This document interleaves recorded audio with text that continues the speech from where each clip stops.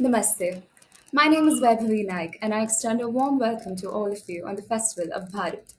Today, we are in conversation with a lovely lady of many talents. She is an actress, a pageant title holder, a skillful dancer with a soulful singing voice. And while she's at it, she embodies the spirit of our dharma. Namaste and welcome, Asha Bhat. Thank you. Thank you so much, everyone. Thank you, Ebaviji. That's a beautiful introduction. Thank you so much. A little about our guest today. Known for her work in the films Jungli and Robert, Asha ji has also accomplished feats in pageants.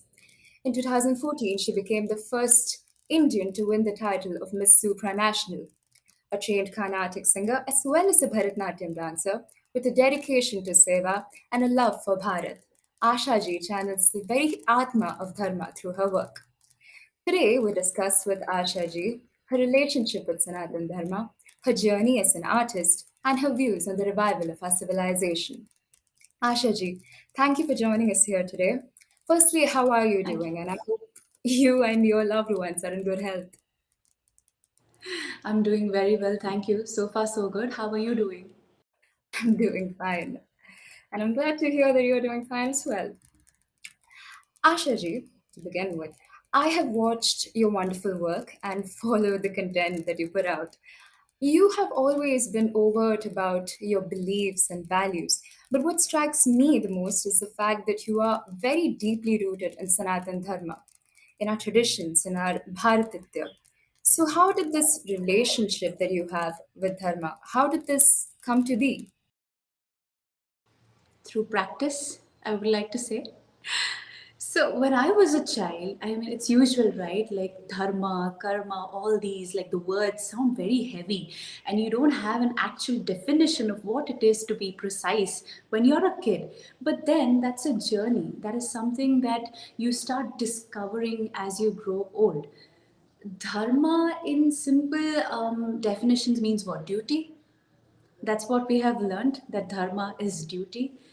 But what we realize later as we grow old is that there are different types of dharma. And we will discover it in our interview as we go ahead. But that is something that I adapted through practice. I saw it. I saw it in my parents, the work that they do, the things that used to tell me when I was a child. And then I was probably in high school or probably in college. I read a very cute or a simple example of how dharma can be defined. Like sugar can be described on the basis of color, probably white, and like shape, crystal, or powder form. Correct? What doesn't change is its sweetness. What dharma is. Dharma is unchangeable nature of human beings irrespective of any religious affiliation, and that is what it is to me. So what how has it been in my life? Whatever you do, like as a daughter, as a sister, as a friend, as a mentor, as a student, do it in the most rightful manner possible. So this is something that I have practiced over the years, and this is how it's come to be. That is so nice to hear. That is beautifully put, Asha ji. I have a follow up question to that. As you have said, from a very young age, you have been influenced by Sanatana Dharma. I'd like to know now, on a personal level, what does it mean to you, and what does Sanatana Dharma, as well as Bharat's civilizational ethos, mean to you? And how would you say has it added value to your life? First of all, I would like to say that I'm a proud, proud Bharatiya. I take immense pride in calling myself that I am an Indian, I'm a Bharatiya. Wherever I go, wherever I portray myself, hi, I'm Asha Bhat and I am a Bharatiya. I'm an Indian. This is what I would like to call myself. And I take great pride in the heritage and civilizational ethos of our country. I really, really do.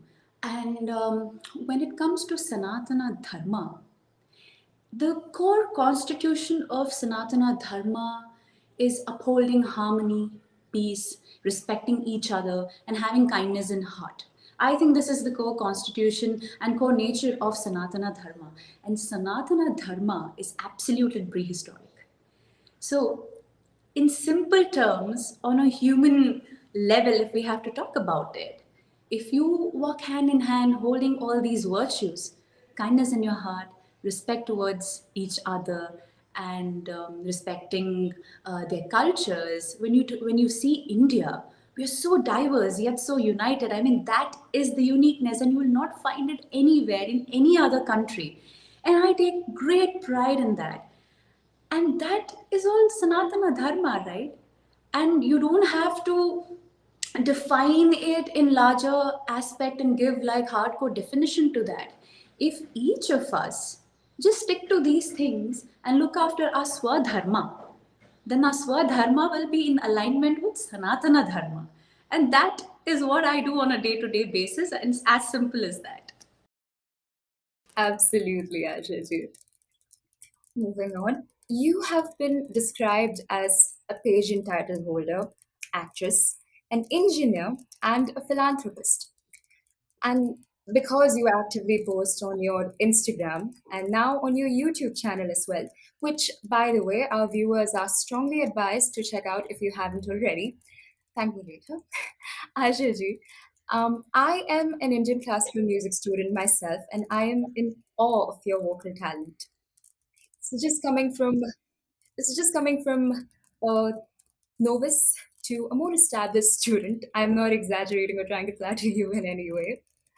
So I'm curious, how did your musical journey come to be?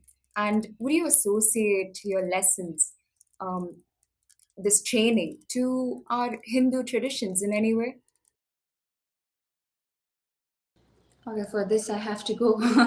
I was just about, I think, 3 or 4 years old. If you know any South Indian family, you would understand, along with academics, dance, singing, music, we value art. And I think in every single household, you will find that one person who's inclined towards all these things. And my family was no different. And I was about 3 to 4 years old, and my mother was like, she understood. I love dancing. At the same time, I used to hum to these tunes and everything. She was like, okay, let her put her to Carnatic music classes. So that's how my journey began. I used to wake up in the morning, 5:30, because my music classes was at 6. I used to finish my music class, come back attend my school, come back attend my dance classes. So my routine was packed like that. Initially, when you're that small, all you want to do is wake up a little late, have your breakfast, and go to school. But that was not the case in my family.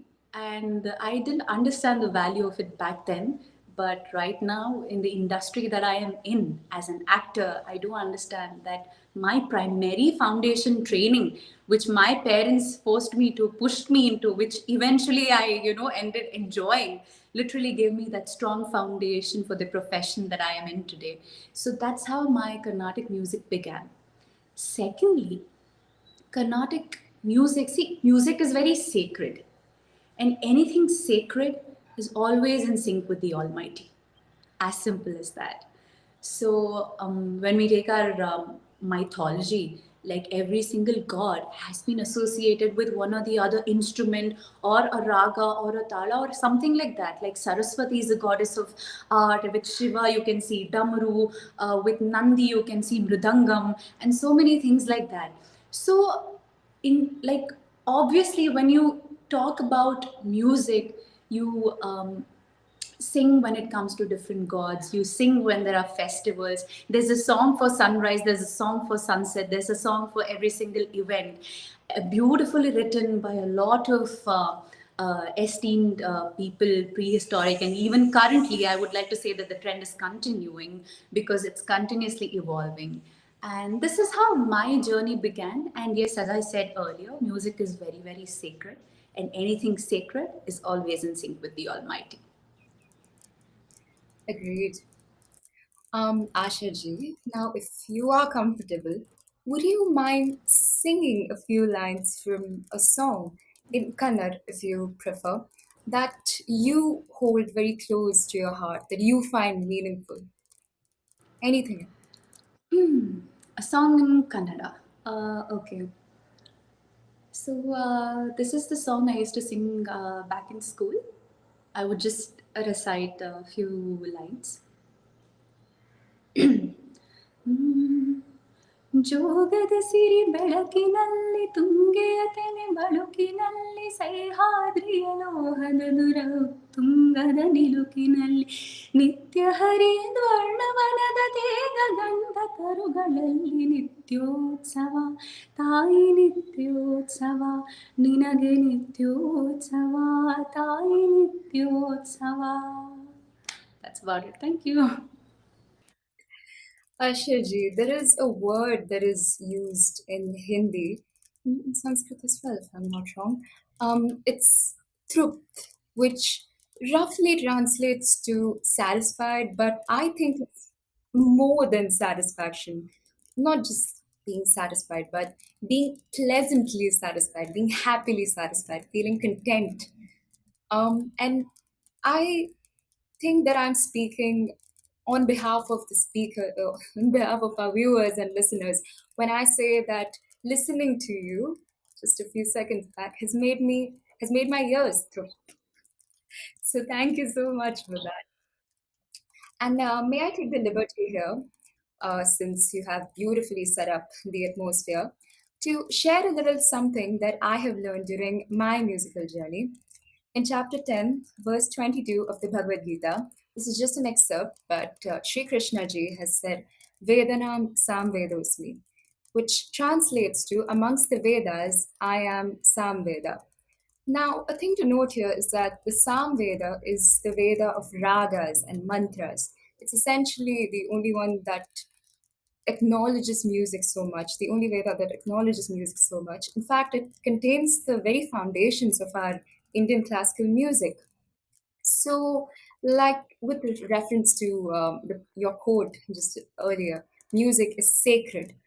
And don't you think it's correct to say that in Hindutva, music is synonymous with Bhagwan itself, based on this quote? Yes, And as absolutely. Yes, absolutely. Why would you say anything otherwise? Like everything. See, you talk. The one thing is when we talk about Sanatana Dharma, the definition that becomes a very knowledgeable aspect of it. The definition bit by bit, that is something else, totally different. But there's also Dharma and music. Sanatana means what? It's eternal, right? Music, it's eternal and evolving and rooted and archaic and absolute. So you don't need another definition for music and dharma. I think they're in absolute sync, and I would say there is no other definition to that. absolutely. Now, since we are discussing Kala, I cannot leave out Nritya Kala because you are trained in Bharatnatyam. And I'm curious about how that has influenced you, how your dance training has influenced you and shaped you into the person that you are today. And to add to that, Dharma talks about the interaction of humanity with nature, the elements. And acknowledging the elements is a part of a routine that dancers do before they start a performance. So, keeping this aspect in mind, how has do you believe that Dharma has influenced your learning of Bharatnatyam, or the other way around? Has Bharatnatyam helped you understand Dharma better? You can say it goes both ways. I'll tell you why. So, if we look at mythology or go back to where it all originated from, um, there's one theory that goes like Bharatnatyam actually originated when the Suras and Asuras were having a battle, a major fight. And then our Natya Guru, Nritya Guru Shiva intervened, and he was like, why don't we do an activity together which is going to liberate you guys of the evil, of anything negative inside you and around you. So that's when Bharatnatyam was originated. This is one theory. So now how do you apply it in your day-to-day life when you talk about dharma, righteousness and the right path?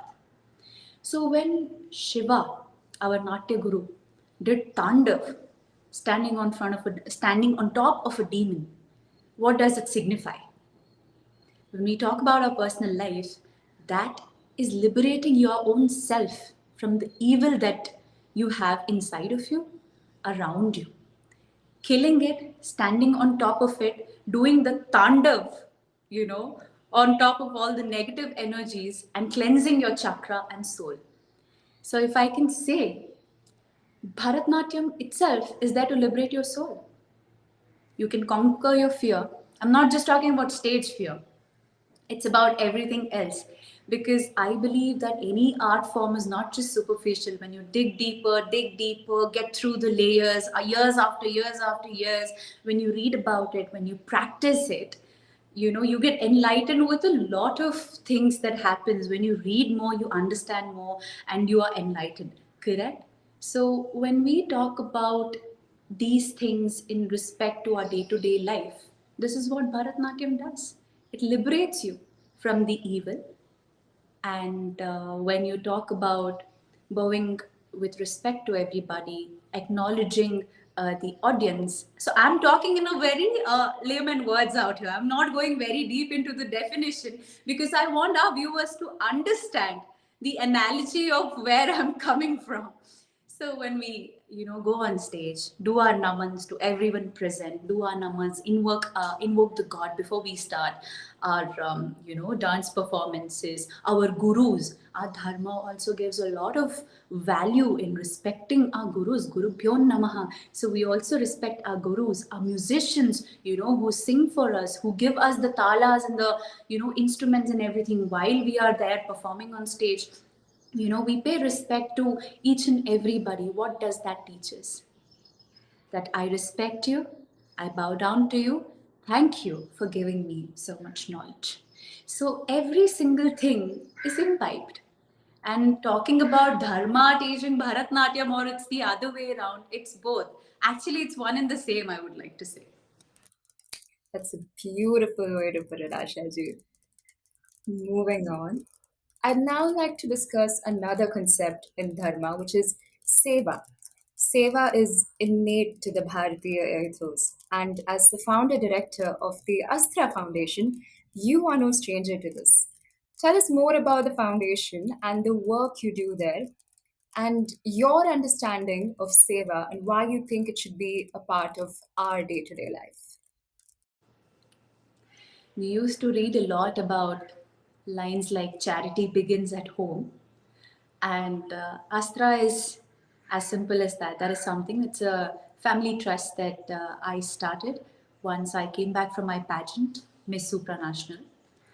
And before that, the concept of Seva actually began when I was a kid, probably in high school.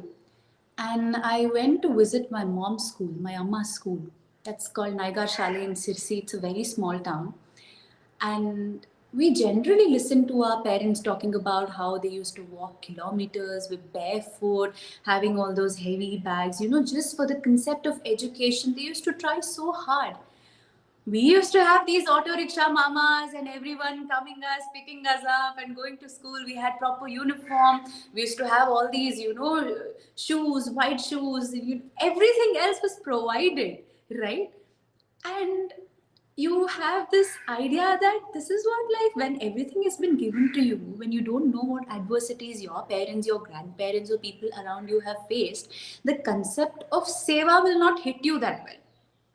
So my parents, since like right from like our school days, used to take us out for a lot of these things. But what struck me was when I went to my mother's school, I understood that the basic concept of probably a digital education or a simple library for the for the kids to read certain books and everything, that was absent. They were stuck with how it used to be, and it was absolutely not anywhere when compared to a normal school back in our taluk, in our district. And we came back home, and I was like, Amma, okay, fine. You know what? I have so many books here. I've finished reading all these things, all these Enid Blyton novels, everything that you used to get when I was a kid. I told her, fine, let's donate it, let's give it to your school. They don't have books to read. I think that is important. So we were like, okay, fine, let's do that. So after my Amma's Shale, it was another, like we added another school. And this is something that we started very small, like in our own family. Like today, we will, probably the school needs something like this, let's give it to them. Then we have a deaf and dumb school here in Bhadravati, that's my hometown. And there were again needs for those kids. So, whatever the needs was, the yearly needs of those kids, we used to undertake that responsibility. That Astra was actually just four of us doing our bit way before I became Miss Supranational. So after I won my pageant, it gave me a bigger platform to voice my choices and to help more number of people and to get influx of funding, or if I had to go ahead and talk and convince somebody like this is the need of the hour and I really need your help, then the pageant gave me that bigger platform.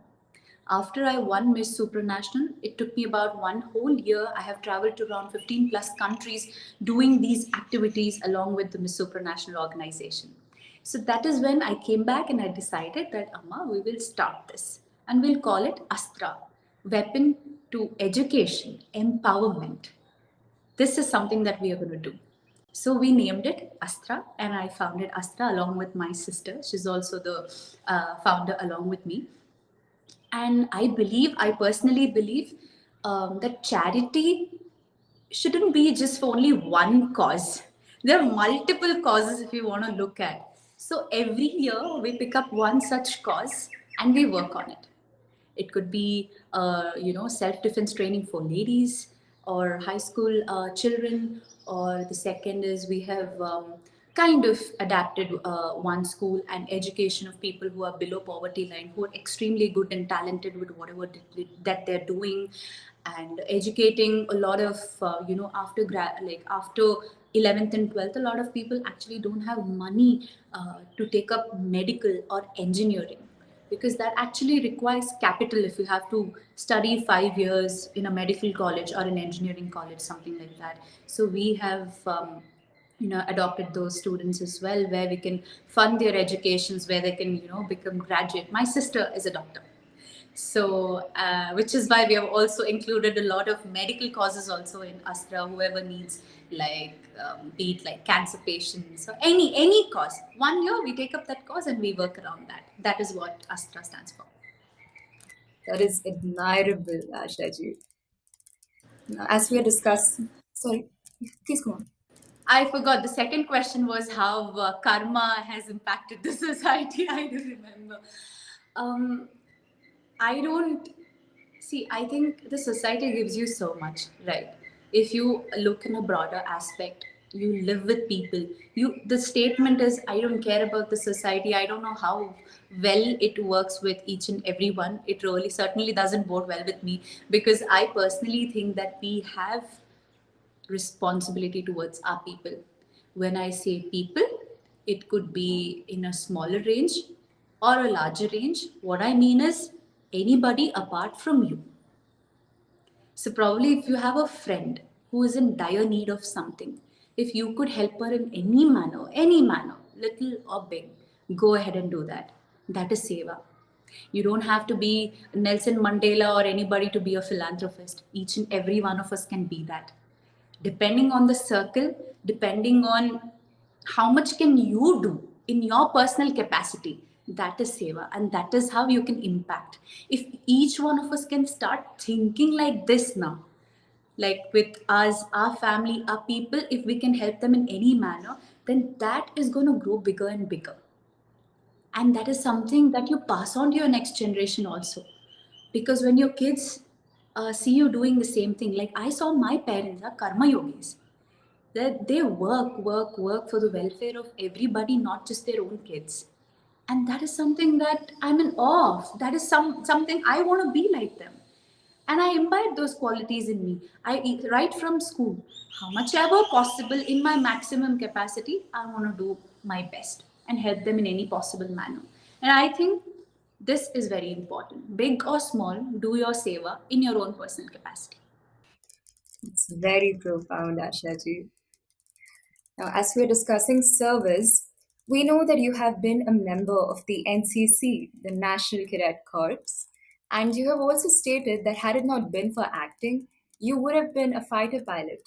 But at that time, unfortunately, women were barred from joining the National Defense Academy, a policy which was only recently reversed in 2021. So, how did your affinity with the military and defense forces come to be? I'll be very honest with you. I think I was in third or fourth grade where there was this serial called Sara Akash on Star Plus. Okay? It was a show all about pilots. And there was this character called Monica Singh who was a female and she was a pilot. All right. So that's when I was like, oh my, and in Bhadravati, surrounded by doctors and, my family is full of that and everything.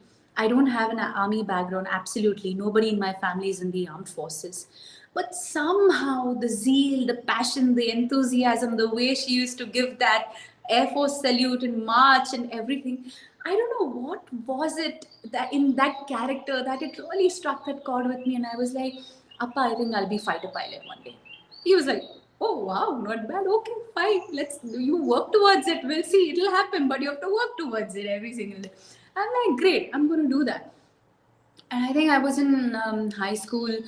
I started, working out, reading a lot of things about this, about PABT, pilot aptitude battery test, this, that, everything that related to Air Force. Like my friends also used to gift me these Air Force books and everything, knowing that Asha wants to become a fighter pilot. And this on every birthday, I used to get something or the other, when either a plane or anything related to an aircraft. I used to get that. So I was like, okay, fighter pilot, fighter pilot. But back then, yes, it was not allowed for females. It was only commissioned just few years ago. But anyway, just having that dream itself made me a very different person. And only because of that, I finished my 10th grade and I told my appa, like, listen, I want to learn shooting. So put me to a college where there's NCC. So I was not worried about the academics of that particular college. I only wanted to know if they had a good battalion. My parents were like, okay, great. You have this thing for NCC? Fine. So that's how I went to Moodbidre to study in Alvas College. I am a proud product of 18 Karnataka Battalion Army Wing NCC. And yes, my life completely changed after that. So I was a school leader as well in 10th, and I used to do all these march past and everything on Independence Day, Republic Day, and everything. So one of those days when I was doing my drill, a professor walked up to me and he was like, "Beta, why don't you try for RD parade?" I was like, what exactly is RD parade, sir? He was like, beta, Republic Day parade, 26 January. What you see in Delhi, the way the marching contingent marches, NCC also has a senior wing woman cadet, battalion. I was like, oh, great, I want to do that. So I started prepping for it, and then with God's grace and my hard work and everything fell into place. I was guard of honor for President Pratibha Patil, and post that I ended up doing youth exchange program. I was a cadet ambassador of India for SAARC nations. I finished my camp in Sri Lanka. I came back. I gave my 12th boards, and by the time I came back from NCC, I was a completely different person, I would like to say. And if you want to ask me what NCC added to your life, I would say Rashtra Dharma. And I think that's bigger than any dharma. And that NCC teaches you how Rashtra Dharma can be your Swadharma. So it is not just about march past or singing national anthem or learning all these things. If you're a cadet, your way of living your life changes completely. And you do it joyfully. It's not like someone is forcing you to wake up at 4:30, 5:30, run around for 8 kilometers with, a gun on your hand like this, or your cycles and all of that. It's just a way of life. Even when you come out from NCC and all these camps, when you lead your life as a civilian, it's a very different thing. And when you adapt, it's like you observe and you absorb. And when you take into your day to day life, you can do wonders, I feel. You suddenly start feeling like, you want 24 hours in a day is not enough. There's so much to, conquer and do. It gives you that zeal, it gives you that passion. Most importantly, you start treating your country as your family. You will broaden your horizon. You will not be just stuck with you, yourself, your amma, appa, siblings, and everything. No. Your country, your Rashtra is your family. And think about that also. And be your best self whenever you're representing your country. My NCC training helped me when I went to represent my country at Miss Supranational pageant. I was Miss India. 1.3 billion people's responsibility, name, image on my shoulders. I had to carry it with dignity. And for that, what I learned in NCC really helped me. So, irrespective of whatever profession that you are in right now, NCC teaches you that Rashtra Dharma is bigger than anything. The song itself says, we have a theme song in NCC. So the song itself says, Hum sab Bharatiya hai, apni manzil ek hai. That's it. Speaking of Rashtra Dharma, you have encouraged the youth in the past to join the NCC. Why do you think it's important for the youth of Bharat to collectively work towards the well being of the nation? It's very, like we individuals, we're very busy with our own lives that we actually at times really don't have much time to think about anything apart from our own selves, because everybody is going through some kind of an up and down in their own life, a lot of turmoils, and they're busy doing that. And it's just that when you take some time out to introspect about everything in a broader aspect, you have a duty towards your nation as a citizen of a country. And that's an absolute thing. In any manner possible. I'm not just saying that yes, you just have to join the armed forces, probably go at the border and shoot out the terrorist or anything or protect us. I'm not just talking in the sense of armed forces, but I would want to say any profession that you are in, you have a duty towards your country. But when you specifically consider or ask me why should youth join NCC, I would like to say that if you are a Army, Air Force, Naval aspirant, then definitely it's a step up when you are considering these forces as your profession in the future. Even if you're not considering these professions as your future and if you want to do something else, even then, NCC will give you a way of life. It teaches you how to be disciplined. It teaches you how to face adversities. So we all focus a lot about intelligent quotient, emotional quotient, the IQ, EQ. We forget there's something called as adversity quotient. That's a new thing, that's AQ. And NCC teaches you to fix that.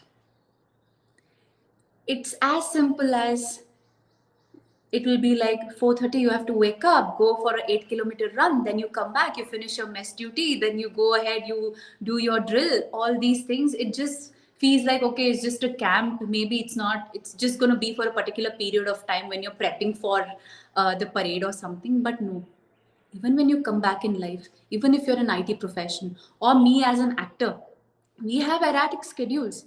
We don't go, even we have to wake up at 4:30 in the morning, go on set, finish difficult terrains. We at times don't even have a hotel to stay. We live in tents, we finish off our shoot, we come back.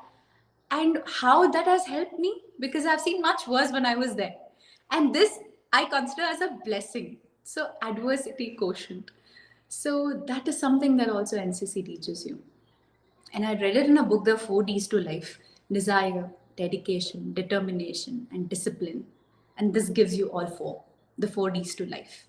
And this is what NCC gave me, and which is why I tell the youth, like it's adventure. Take it as an adventure. It's a way of life. You will come out different. You will probably go as yourself, but you will come out a step higher than you were before. And it's a way of life. So I suggest everyone join NCC. Even if you don't have any aspiration to join the armed forces, it's still going to help you. If I may now broaden the discussion a little bit, We are currently witnessing a challenge to our civilizational ways, but many would argue that this is actually a revival of our civilization, and some even label it as a dharmic renaissance. What are your views about these events, the churn, the debate about our civilization and the spotlight? With the spotlight that it's receiving, there are also challenges that we keep facing. So, what do you think about this scenario, current scenario, and where do you think this is going? Okay, that's a lengthy question. Never mind. Let me try dissecting it piece by piece. First of all, I believe wearing your heritage on your sleeve or keeping it in your heart is a matter of pride for every Indian. Yes, however, through civilization, through like colonization, we have faced a lot of churn when it comes to our heritage, our values, and every thing we've made to feel very different about it. I'm talking about pre-independence. However, things have changed, is what I would like to say.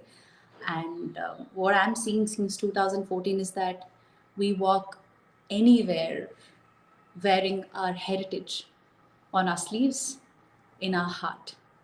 And I think that's where it's going. Today, we don't shy away from being authentic. If I can summarize it in one line, today we don't shy away from being authentic. We don't have to put our heads down and feel bad about anything. Yes, we were made to earlier because of a lot of events. But now, when you talk about decolonization, revival, renaissance, all these are very heavy and hefty words. If I have to simplify it, be it in terms of your attire or your thinking or your opinions or what you put out on your social media or in a regular set of people, everybody is owning up to what their country, their values, their heritage, the civilization is. And this is the change that I am seeing. There's two ways to see things, right? Glass half empty and glass half full. I am a relentless optimist. I would like to see glass half full. So I am more like, I want to see good in everything. Yes, every country, every civilization has its own fair share of ups and downs. Like in family, if there are family of 5 people, you think everybody is happy? Can you keep everybody happy? No, that is not possible. When it's not possible in a family itself, consider India, Bharat, 1.3 billion people. Of course, we are going to have our own fair share of problems. We're going to talk about it after the TVR after 9:30, 10 o'clock, while we are sitting on a dinner table with every, cousins in our family, or have a discussion with your friends like, "Arey yaar, kya ho raha hai yaar, desh ka," and all of that. But let an outsider strike us, be it a cricket match or war, we Bharatiyas, we stand united. We can talk how much ever we have to because Bharat is our home. Home matlab will have issues. Every country has. But when adversity strikes, we are united. And that's the best part. In Bharat, every state can be its own nation when you think like that. Their own, culinary diversities, their language, their attire, their culture. But here we are, united, in spite of being so diverse. And you will not find this in any other country. And you know what I see now? That people are embracing this uniqueness about their own country. Today we step out with pride. We say, I'm from Bharat. This is what I am. And people, look up to us. And this is the glass half full scenario that I'm talking about. I'm not getting into, pinpointing issues and everything because as I told you, Bharat, it's family. Family, matlab, we'll have our issues. But what matters in the end, we sort it. And we are united. When somebody hits us hard or we face an adversity, we stand united. And we are unique and we are embracing our uniqueness. Our country is fabulous, our heritage is marvelous. There's no second thoughts about it. Absolutely. Following up on the last question, why do you think we talked about our civilizational values. Why do you think it's important to revive these values? What, according to you, um, what difference would it bring to the people in their everyday life? I mean, in our country now, unfortunately, there are people who who have other priorities. They cannot think beyond roti, kapra, or makan, unfortunately, simply because they cannot afford to think of it. So, how can we convey the importance of dharma and following dharma in our day to day life to people, to these people? Okay, now if I have to dissect this in a broader aspect, we cannot convince them that dharma is like set of like these things you have to do it. No, okay, coming back to roti, kapda, or makan. I know everybody has these three important aspects in life which we go about starting from 20s up until we are married, we have kids, we start thinking about our future, their future, how are we going to send them for education, this, that, and everything. As I said earlier, if we have to simplify this, whatever role that you're playing in your life, apart from running around or running behind roti, kapda, and makan and our, stressful life or whatever our goals and ambitions are, just stay true to your role. Today, I'm a daughter, I'm a sister, I'm a friend, I'm a mentor. I run the foundation. I have a lot of people who work for me and everything. How can you be your best self to each and every one of them? The roles that you have to play. I am not saying that you and I, yes, we definitely have our own set of problems in our life. You'll be facing some issues, I'll be facing some issues. But it can only be simplified when you restrict it to these things. Start with smaller steps. Why are you looking at the bigger ladder? You start with yourself, I start with myself, then I teach the same thing to the people around me. They incorporate it in their day-to-day life. It's a domino effect. So that's going to help to a larger audience. I don't have to go out there and hold a mic and preach dharma. I don't have to do that. But whenever I get an opportunity, for example, now this interview, we are talking about dharma, and obviously we'll have viewers. They might get some insight through what you and I feel about dharma. We are talking about it. We're not preaching anybody anything, but we are having an open conversation about it. Now, anybody in the viewers and might pick up something, it might strike a chord with them like, oh, okay, this could also be done, right? In the same manner, anything that might help that person. So, these are the tiny things that I'm talking about. Start with yourself, start with the people around you, and don't miss an opportunity to talk about it. The more we talk, the more we converse, the more we discuss, that is how it's going to spread on a wider aspect. I'm not saying leave everything and only focus on this. No. I understand that roti, kapda, makan, everything is a part of our life and that's very, very important. But just stay true to yourself in every role that you're playing in your life. That's how you can incorporate dharma. That's swadharma. Now, again, to follow up to that, where do you see our civilization going now? And what role do you think the general viewer, the general listener, what can you and I, or anyone watching this, what role can we play in the future of Bharat? What can we all do for Bharat? What can we do for Bharat? Oh God, okay, there are a lot of things that we can do for Bharat. Starting with probably the one main thing that I want to say is be authentic, embrace your authenticity, your uniqueness. When I say this, I would like to start talking about there's so many things probably in your family or my family. We have our own family traditions, probably a heritage jewelry or a particular dish that only your nani or my granny would, know how to cook and everything. When we think about all these dharmic and heritage and all of this.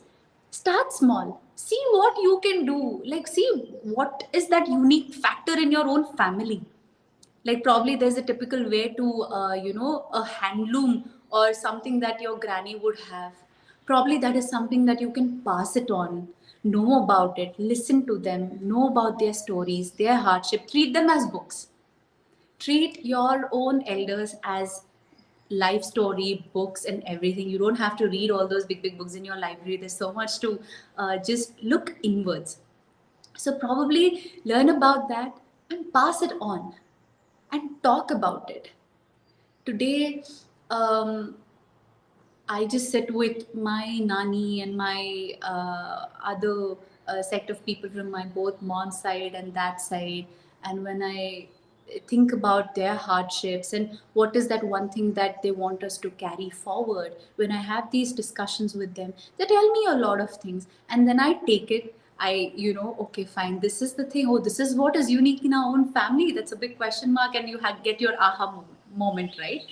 And I think that is something that we have to also focus on, because I know that we talk a lot of dharma and what we can do to carry forward these traditions and everything in a very broad perspective, but we forget that you all have to start small. Start with that one step.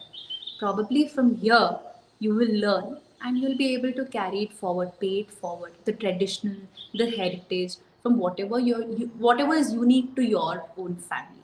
That is something that we can do. And as Bharatiyas, it's very important to love your nation is more like paying gratitude to your nation. Start feeling it. Start take at least, I would 5 minutes a day to know about what's happening in your country. What is the need of the hour, and how can you contribute? 5 minutes in a day is not hard. A lot of us have. It's not like, okay, I'm not talking in a weird sense of general knowledge. You need to know who is who or what. I'm not being that nitpicky, but know what is happening. It's very important that, because this is your home, these are your people, you need to be aware about what's happening around you, what's happening in your country, and what's happening in your family, and how can you contribute and how can you help. That is something that we as youth can do for Bharat. And if you think that something is really bothering you, troubling you, then rather than being problem oriented, let's all be solution oriented. And let's understand that problem har jagah hai. We are not the only country who is facing a lot of issues and we should be ashamed of it. No, let's be solution oriented. Yes, there is a problem. How can we find a solution to that? How can we be more efficient in finding a solution? And how can I help in finding a solution in my own personal capacity? I'm not saying you all have to, come down to the streets and, nara laga ke you have to do something. No.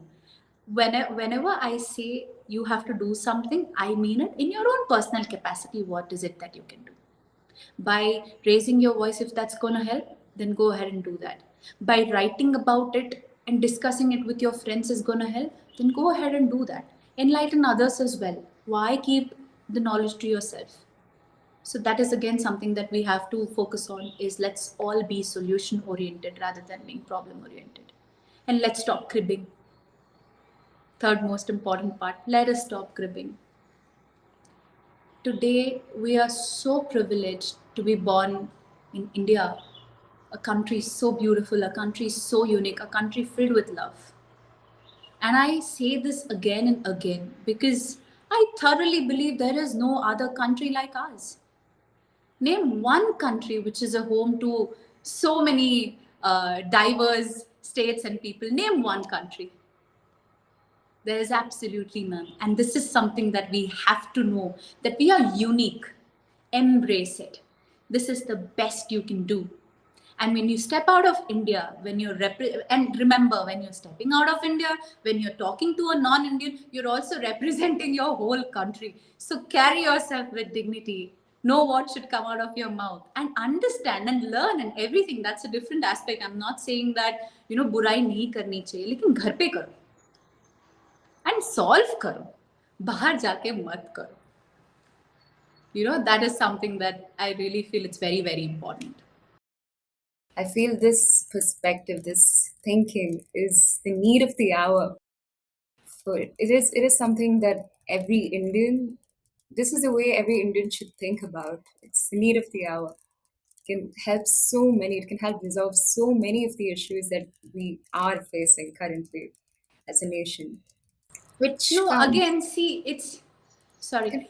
See, as simple as that. Today, like my family might have some issues, your family might have some issues, but we don't go around talking about it to each and every person we meet, correct? Now, think about your country like that. Yes, we do have our own set of problems, but let's solve it here. Let's find solution to it here. And be also proud that we have faced such adversities and we have come out victorious. And we are evolving as we speak. Every single day, we are evolving continuously. And why don't you take pride in that? Just that you're unique. Take pride in that. That's about it. beautifully said, Asha ji. Now we come to our final question. What would you like to say to the youth of the country, young people who wish to contribute to nation building, or should I say nation rebuilding by reviving our civilization? What is your message for such people, myself included, who look up to you? Okay, I don't want to be very preachy or sound anything like that. Let me keep it very, very simple. Um, Consider nation rebuilding as a journey within. Okay, in simple terms, if I have to say, embrace your culture, embrace your tradition, embrace your heritage, embrace your country with joy. Take pride in it. That is very, very, very important. Second thing is understand that you have a role to play. Let it sink in. A lot of us keep questioning, how is it going to impact with me doing something? A lot of people have this question of, I'm insignificant. As a youth, you feel like you have to only become a somebody to help somebody or to contribute towards the country. Like in a general sense, you have to become a notable personality to probably do charity or to make a difference or to contribute. A lot of people think like that, because the other day I was in one college and I was just talking to the youth and they were like, what difference is it going to make? Me saying something or no, it doesn't hold any value. I'm like, why do you think like that? Why do you think that you don't have a contribution to make? This is your country. You can take a stand if you want to. Today you can do anything. Start understanding that you're valuable to your country. You are important to your nation and you are an important part of it. And if you make up your mind, you can make significant changes. So start feeling it from within. Only then it's going to come out. Only then you will feel involved and, part of your country. Only then, again, once you start feeling it, you'll probably, start helping people in the same manner. We need to change this thought process of what difference am I going to make? You're a part of this country, you can make an absolute difference. Just start believing that you're an integral part of Bharat. And that's very, very important. That's my second message to the youth of the country. Third is be grateful. Be grateful, be thoughtful, and be kind. With the fast moving pace, with everything that, the rush hour traffic in our life, that I would like to say, we forget that these three virtues are very, very important, and that takes you a long way in life. Be kind to each other, be kind with your words and be kind with your actions, and be grateful. This country has given you so much. Understand that it's your time as well to give it something back. It could be through your words, thoughts, actions, just any one of these virtues. Even if you're just being kind to the person next to you, that's also enough. At least hold on to these virtues, is what I would like to say. This is my third point. And be authentic and embrace it. Asha ji, I say this with all my heart. It has been a pleasure having this beautiful conversation with you. I would like to extend gratitude on behalf of Chitti Media and the Festival of Bharat for taking time out from your busy schedule to join us and share your insights. I am sad to let you go, but we hope that this was not the last conversation and we will be more than happy to have you again here. Thank you, Dhanya- Vaibhavi ji. It was wonderful talking to you. Thank you so much. Dhanyavad to you for agreeing to do this with us. We hope that you keep shining. We hope that you keep growing and touching more and more hearts as you do it. Dhanyavad and namaste. Dhanyavad. Jai Hind. Namaste. Jai.